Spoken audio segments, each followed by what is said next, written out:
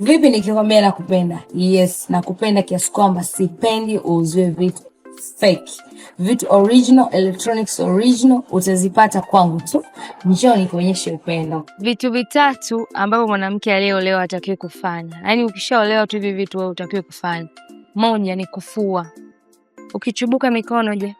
Mwanamke ambaye kaolewa anatakiwa anunuliwe washing machine kwa ajili ya kumsaidia kazi kama kufua ili asichubuke mikono.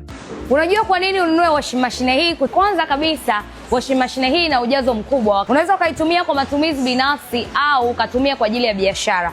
Pia hii ni kwa ajili ya kutoa maji machafu nje.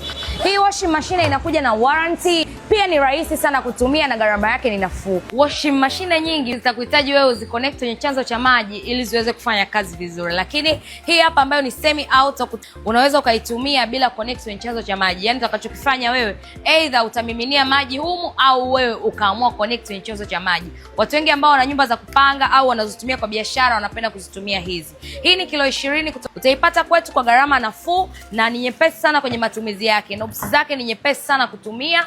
Tunafanya delivery sehemu zote.